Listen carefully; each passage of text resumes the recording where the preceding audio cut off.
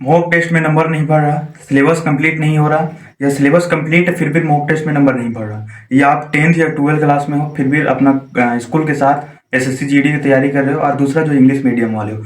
तो ये 3-4 पॉइंट काफ़ी ज़्यादा इंपॉर्टेंट है और इतनी कम समय भी है। तो आज मैं हर एक चीज़ को डीप में बताऊंगा, यानी जो जिस कैटेगरी वो आप वीडियो देखने के बाद अपना कैटेगरी बस छाट लेना। जैसे जिनका मॉक टेस्ट नहीं आ रहा वो उनके बारे में बताऊंगा, और जिनका सिलेबस कंप्लीट नहीं है उनको उस बारे में बताऊंगा, और जिनका सिलेबस कंप्लीट है उनको मॉक टेस्ट में नंबर नहीं आ रहा उनको उस के टॉपिक बनाऊंगा, और इतने कम समय में सारा चीज़ कवर कैसे करना है वो भी बताऊंगा। और लास्ट में आपको पूरी हैंड नोट्स भी अपनी दूंगा बिल्कुल फ्री में। और इंग्लिश मीडियम वालों की काफ़ी ज़्यादा दिक्कत होती है एसएससी जीडी तैयारी करने में, क्योंकि कोई टीचर मिलते नहीं कि उन्हें इंग्लिश में बताएं। तो आज हर एक चीज़ पूरा डिटेल में डीप करेंगे। सबसे पहले देखते हैं मॉक टेस्ट के बारे में। तो देखो, आपका मॉक टेस्ट में नंबर ना बढ़ने का सिर्फ सिंपल रीजन है। पहला रीजन आपका ये हो सकता है कि आपका सिलेबस कंप्लीट ना हो, ये हो सकता है, तभी आप मॉक टेस्ट दोगे तो आपको पता ही नहीं कौन क्वेश्चन कहाँ से आ रहा है, तो ये आपका दिक्कत है। और दूसरा कि आपका सिलेबस कंप्लीट है फिर भी मॉक टेस्ट में नंबर नहीं बढ़ रहा है, तो आपका ये कारण होगा कि आप सिलेबस तो कंप्लीट कर लियो, बस लेक्चर देखे और कंप्लीट करें, लेकिन आप रिवीजन साथ ही साथ रिवीजन और प्रैक्टिस नहीं की, तो जिससे कारण आपका मॉक टेस्ट में नंबर नहीं पड़ा। और जो तीसरा पॉइंट आता है कि आप क्लास या 12 ये सब में होंगे और क्लास के साथ आप इधर कंपलसरी नहीं हो पाएंगे। तो देखो, सबसे पहले शुरू करते हैं। आपको पहले सिलेबस देखना है, यानी पहले उनके लिए जो सिलेबस कंप्लीट नहीं है तो आपको पूरा सिलेबस पढ़ना है। जैसे मैथ के लिए ये हो गया, इसको आपको पूरा पढ़ना है, ये नहीं कि आपको एक टॉपिक छोड़ दो दूसरा टॉपिक छोड़ दो, नहीं, आपको पूरा पढ़ना है। अगर टाइम कम है तो आप अगर जीरो से अभी कुछ नहीं है, अगर जीरो से स्टार्ट किया हो तो आप अगले साल का टारगेट करो, क्योंकि आप पूरा सिलेबस नहीं करोगे तो कोई फायदा नहीं। और फिर रीजनिंग का ये हो गया, और फिर इंग्लिश और हिंदी का ये हो गया, और फिर जीके जीएस का ये हो गया। तो ये सिलेबस है, मैं शॉर्ट ही में बताऊंगा। ये सिलेबस होगा, इसको आपको पूरा पढ़ना है, और इसको पढ़ना कहाँ से है वो भी बताऊंगा। तो मैथ के लिए जिनका सिलेबस कंप्लीट है तो आप सबसे पहले रामबाण सीरीज से पूरा प्रैक्टिस करें। सिर्फ 14 लेक्चर है, ज़्यादा नहीं है, इसको कर लेना, काफ़ी ज़्यादा आपको बेनिफिट होने वाला है। ये मैं हर एक वीडियो में बता रहा हूँ कि हाँ, आप रामबाण सीरीज से प्रैक्टिस करो, रामबाण सीरीज से प्रैक्टिस करो, जो कि ये मोस्ट इंपॉर्टेंट है। रामबाण सीरीज सिर्फ 14 ही लेक्चर है, और सिलेबस कंप्लीट है तभी इसको करना है, ये नहीं कि सिलेबस कंप्लीट नहीं आप इसको करने लगो, ये सिर्फ प्रैक्टिस सेट है। तो आप रामबाण सीरीज को क्या जी कहते हैं, सिलेबस कंप्लीट करने के बाद रामबाण सीरीज करो, और इसके करने के बाद तुरंत गोल्डन सीरीज करो, जो कि ये लेटेस्ट और ये जो न्यू है यही आपको ज़्यादा बूस्ट करेगी। तो रामबाण सीरीज के बाद आप ये गोल्डन सीरीज कर लेना जो दीपक भाटी सर की है। और जिनका सिलेबस कंप्लीट नहीं है तो वो उनको ये बोलूँगा, आप किसी भी पेड बैच ले, यानी किसी भी एप्लीकेशन का RWA करियर भी लैब या कोई भी हो, खान सर की, जिसके भी पेड बैच से पढ़े। यूट्यूब से आप सिलेबस कंप्लीट नहीं कर सकते, यूट्यूब से सिर्फ प्रैक्टिस होती है, जो सिलेबस कंप्लीट कर लेते हैं उनका सिर्फ यूट्यूब में प्रैक्टिस होती है। तो अगर आपका सिलेबस कंप्लीट नहीं है तो आप बैच ले लें, अगर बैच के लिए पैसा नहीं है तो आप पूरा क्या कहते हैं मैथ इससे पूरा कर लें, जो कि यूट्यूब से उतना बेनिफिट नहीं रहता, पर इसमें देख सकते हो इतना लेक्चर है, आप करना मुश्किल है। और अगर जीरो से तो आप अगले साल का टारगेट लगे। तो ये हो गया मैथ का पोर्शन। अब आते हैं रीजनिंग की तरफ। तो जिनका सिलेबस कंप्लीट है वो रीजनिंग को इससे प्रैक्टिस कर ले, सुपर सेट से। ये राहुल सर की है, ये काफ़ी ज़्यादा हेल्पफुल करेगी। आपका सिलेबस कंप्लीट है तभी करेगी, ये बार बार पॉइंट आप पकड़िएगा। अगर सिलेबस कंप्लीट नहीं है तो करेंगे तो कोई फायदा नहीं, और जिनका सिलेबस कंप्लीट नहीं है वो इससे पूरा सिलेबस कंप्लीट करें। फिर बोलूंगा कि आप अगर पैड बैच ले सकते हो तो पैड बैच ले लो। आधा जीके जीएस, जो कि मोस्ट इंपॉर्टेंट है, सारा दिमाग खराब करने वाला जीके जीएस है। तो जीके जीएस आपको करना है, ये जितना सिलेबस कंप्लीट हो गया वो नवीन सर की ये वाली से प्रैक्टिस सेट करें, और साथ में मेरी कुछ 3-4 क्लासेस है सिर्फ 10-15 मिनट की, तो वो आप देख लो, उससे आपका बेसिक नॉलेज हो जाएगी। और जो शुरू करना चाहते हैं जीके जीएस वो आप ये वाली पूरा प्ले लिस्ट कर लेना, और साथ में मेरी जो हिस्ट्री है, स्टैटिक की, ये सब की बस एक टाइम लाइन है, यानी आप मेरी वाली से कर लोगे तो आपको टाइम लाइन पता चलेगा कि हाँ, हिस्ट्री जैसे एंशिएंट हिस्ट्री यहाँ से शुरू होती है, एंशिएंट हिस्ट्री बाद मेडिवल हिस्ट्री आती है, और मेडिवल हिस्ट्री कब से शुरू होती है, उसके बाद मॉडर्न हिस्ट्री आती है, वो कब से शुरू होती है, वो आपको सिर्फ एक टाइम लाइन पता चल जाएगा, आपको बेस स्ट्रॉन्ग हो जाएगा। तो अगर जिनका सिलेबस कंप्लीट है वो रिविजन भी कर सकते हैं, वहाँ बैक प्रोफाइल में जाके देख लेना। तो जीके जीएस की ये दोनों रह गई, और जो पूरा बेसिक से करना चाहते हैं तो आप ये वाली से पूरा कर लेना। जीके जीएस कंप्लीट हो गई। अब आते हैं हिंदी की तरफ।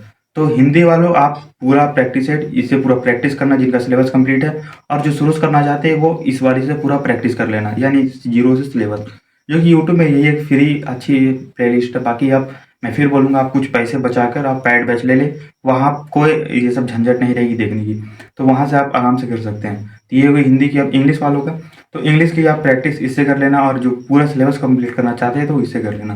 तो ये हो गया सिलेबस। ये जितने जिनको प्रैक्टिस सेट में बताया हूँ उसको करने के बाद आपका स्कोर काफ़ी ज़्यादा बढ़ेगा। और स्कोर किस तरीके से बढ़ेगा, जो देखो, मॉक टेस्ट आपको देना है टेक्स्ट बुक पर, टेक्स्ट बुक पर मैं इसलिए बोल रहा हूँ क्योंकि ये मेरी समझ लो एक तरफ से प्रमोशन भी है और आप लोगों के लिए काफ़ी ज़्यादा यूज़फुल भी है। तो टेक्स्ट बुक की अभी सेल जब आएगी तो मैं अपडेट दे दूंगा।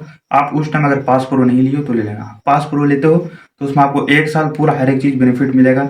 उसमें जो चैप्टर वाइज टेस्ट है वो सबसे ज़्यादा इंपॉर्टेंट हो जाता है। चैप्टर वाइज टेस्ट में होता है क्या कि आप फॉर एग्जाम्पल एक चैप्टर पढ़ोगे और तुरंत उसकी जाके टेस्ट दोगे तो वो आपके माइंड में रह जाएगा और उसके बाद फिर बेसिक देते देते पूरा सिलेबस आप सिर्फ चैप्टर वाइज टेस्ट करो 10 दिन। उसके बाद जब आप फुल मॉक टेस्ट दोगे तब आपको पता चल जाएगा अरे हाँ ये क्वेश्चन ये चैप्टर से था, वो क्वेश्चन वो चैप्टर से था। ये होता है चैप्टर वाइज टेस्ट। फिर उसमें कैप्सूल टेस्ट आएगा, फिर सेक्शनल टेस्ट आएगा, यानी 8 तरह का टेस्ट होगा, 8 लैंग्वेज में होगा। ये इस तरीके का एप्लीकेशन कोई नहीं देगा। तो जब मैं सेल आएगा तो मैं अपडेट दे दूंगा और आप लेना तो Zaid code coupon code use करना जिसमें आपको 12% डिस्काउंट मिलेगा। तो टेस्ट पे नंबर आप टेक्स्ट बुक पर दोगे तभी वहाँ जो चैप्टर टेस्ट आता तभी आपका स्कोर बढ़ेगा। और बाकी जितने प्रैक्टिस सेट बताएं उसको ज़्यादा ज़्यादा रिवीजन करना। और अब बात करते हैं इतने कम समय में क्या करें। तो देखो इतनी कम समय में जिनका सिलेबस कंप्लीट है या कुछ बचा है तो आप पहले 10 दिन पूरा सिलेबस को लगड़ दो। जो उस रूम बताया एक दिन एक आध चैप्टर बस लेक्चर देखो और थोड़ा बहुत प्रैक्टिस करो, बस लगड़ दो, पूरा सिलेबस कंप्लीट हो जाएगा। उसके बाद आप सिर्फ प्रैक्टिस और मॉक टेस्ट, यानी आपको 10 फरवरी से आपको सिलेबस लेक्चर कोई चीज़ का लेक्चर ही नहीं देखना, बस जो नोट्स है उसको रिवीजन करना और प्रैक्टिस करना। रिवीजन प्रैक्टिस रिवीजन प्रैक्टिस, बस बाकी कोई लेक्चर नहीं देखना। बाकी 10 फरवरी से पहले सिर्फ लेक्चर देखो और प्रैक्टिस करो। और आपको बुक नहीं लेना है, बुक मैं भी आपको दे दूंगा सारी बुक, यानी चारों। आप कोई भी बुक के झंझट में ना रहे, सारा बुक एक ही होता है। अगर आपके पास कोई पहले से बुक है तो उसी से करें, या आप बुक ना ही ले मैं आपको दे दूंगा, बस मोबाइल से ही आप प्रैक्टिस कर लेना। और आपको टेक्स्ट बुक पे सारा PYQ तो मिल ही जाएगा, तो बुक लेने की कोई जरूरत ही नहीं है। तो कम टाइम में ये होता है कि अगर आप सिलेबस नहीं है कुछ भी तो आपके लिए मुश्किल है। 2027 का टारगेट कर लें और जो सिलेबस कंप्लीट आप बस रिवीजन प्रैक्टिस करते रहे, आपका जरूर हो जाएगा। और अब बात करते हैं 10th 12 वालों। तो देखो आपका जो 12th वालों उनका 1 महीना बाद यानी फरवरी से उनका भी शायद एग्जाम स्टार्ट है, क्योंकि हमारा भी जब था तो फरवरी में ही स्टार्ट हुआ था। तो आप क्या करो, आप कॉलेज वॉलेज अगर जाते हो तो ठीक है, नहीं जाते हो तो आप घर पे सेल्फ स्टडी कर लो। यानी आपको 2 से 3 घंटा 12th में दो, वो काफ़ी इनफ है। आप अच्छा एक फर्स्ट से पास हो जाओगे। जो कि 12th में आप टॉप करोगे तो उतना कोई लेना देना नहीं रहता। ये SSC GD आपका करियर सेट करेगा। तो SSC GD पे ज़्यादा फोकस करो, यानी अगर आप 2 घंटा उधर दोगे तो इसका दुगना 4 घंटा SSC GD में दो। इस तरीके से आप टाइम बढ़ दो, चाहे वो 10th का हो 12th का हो। और अगर जो अगले साल का टारगेट कर रहे हैं 2026 का, उनके लिए एक फुल डिटेल में वीडियो बना दूंगा कि आपके लिए यही स्टेप बाय स्टेप चलो आपका हो जाएगा। तो वो एक स्टेप बाय स्टेप मैं बता दूंगा। और फिर जिनका इंग्लिश मीडियम वाला है, तो देखो इंग्लिश मीडियम वालों का कोई ऐसा आपको यूट्यूब पे वैसा नहीं मिलेगा कि पूरा इंग्लिश ही में पढ़ाई, या कोई ऐसा बैच नहीं मिलेगा कि पूरा इंग्लिश में ही पढ़ाए। इंग्लिश मीडियम वालों को यही सबसे बड़ी दिक्कत हो जाती है, ना वो कोई पैड बैच लेंगे तो उनको इंग्लिश में मिलेगी, ना यूट्यूब पे वैसे रिसोर्सेस मिल पाएगी। तो देखो आपको यही बोलूँगा कि आप पैड बैच में, जैसा कि मैं RWA से पढ़ा हूँ, तो वहाँ पे पूरा इंग्लिश नहीं होता, लेकिन वहाँ पे थोड़ा हिंट्स देते चलते हैं कि हाँ इंग्लिश का ये। बाकी आप अगर इंग्लिश में आपको एक्स्ट्रा मेहनत करना पड़ेगा, क्योंकि SSC GD कांस्टेबल लेवल की हो जाती है। और इसमें कोई टीचर उतना इंग्लिश मीडियम वालों के ऊपर फोकस नहीं करता, क्योंकि इंग्लिश मीडियम वालों का अलग ही टारगेट रहता है। इसमें सिर्फ हिंदी मीडियम के ही ज़्यादा मिलते हैं। तो आप एज इंग्लिश मीडियम की बुक ले लो और आपको खुद से ज़्यादा मेहनत करना पड़ेगा। आपको वैसा कोई लेक्चर नहीं मिलेगा, वो लेक्चर मिलेगा तो आपको खुद से समझना पड़ेगा। जितने भी मास्टर कराएंगे सारे हिंदी में कराएंगे। तो ये आपकी प्रॉब्लम समझो चाहे जो समझो। बाकी नोट्स की बात रही तो मैं नोट्स आपको दूंगा। और उससे पहले काफ़ी ज़्यादा पॉइंट छूट जाते हैं, यानी जब कैमरा के सामने बोलने लगता हूँ तो बहुत सी पॉइंट सोच के आता हूँ, पर यहाँ आने के बाद भूल जाता हूँ। तो आपको बस यही बोलूँगा, आप सब्र करो और बस रिवीजन प्रैक्टिस करते रहना। और कोई भी डाउट हो आप मुझे यहाँ कमेंट कर सकते हैं, मैं सबका रिप्लाई करता हूँ। अगर नहीं हो रहा तो और अच्छे से बात करना चाहते तो आप यूट्यूब इंस्टा पे जाना, वहाँ मेरे सब्सक्रिप्शन स्टार्ट है, वहाँ पे आप सब्सक्रिप्शन मेरे ले सकते हैं इंस्टा पर। और कुछ दिन में वहाँ कुछ ऐसे कंटेंट आपको देने वाला हूँ वहाँ पे, जो कि आपके डेली लाइफ में यूज़फुल होने वाला है। और काफ़ी ज़्यादा कुछ अलग ही जब मैं वो बनाऊंगा तो आप सभी को दे दूंगा। अभी ज़रूरत नहीं है, आप सिर्फ कमेंट कर देना या इंस्टा पे आप मैसेज कर सकते हैं, मैं ज़रूर रिप्लाई करूंगा। और नोट्स की बात रही तो ये मेरा नंबर है, इसमें आप जैद मैसेज करना, यानी सिर्फ जैद आप लिख के छोड़ देना। कॉल कोई ना करना, क्योंकि कॉल करोगे तो मैं कॉल ऐसे उठाने वाला नहीं हूँ और कॉल मेरा साइलेंट ही रहता है, तो कॉल नहीं आएगा। आप सिर्फ मैसेज जैद कर देना, मैं फ्री होगा आपको सारी हैंड रिटन नोट्स दूंगा और बुक दूंगा जिनका सिलेबस कंप्लीट है उनके रिवीजन के लिए। बाकी जो शुरू करना चाहते हैं तो आप प्रॉपर अपने से नोट्स बनाएं, यानी आप अगर अगले साल का टारगेट रख रहे हैं 2027 का, तो आप पूरा अपने से नोट्स बनाएं। नोट्स आपको बनाना है सिर्फ मैथ, रीजनिंग या हिंदी का। GK GS का आपको नोट्स नहीं बनाना है। किसी भी बुक ले लेना, जैसे मेरे पास लूसेंट है और हिस्ट्री की बुक है, तो आपको सिर्फ बुक ले लेना है, बुक ही से पढ़ना है, क्योंकि बुक में आपका सारा थ्योरी रहेगा। अगर आप कलरफुल नोट्स छापते रहेंगे तो अगला आदमी लेक्चर देखेगा और आगे बुक में रिवीजन करके वो आगे बढ़ जाएगा और आप वहीं वहीं अटके रह जाएंगे। तो आपको नोट्स जीके जीएस की नहीं बनाना है, जीके जीएस को सिर्फ बुक से पढ़ना है।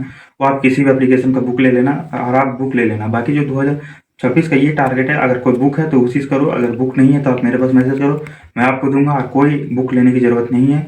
बाकी जो अगले साल का वो जरूर बुक ले लें और जीके जीएस की जरूर से बुक लें।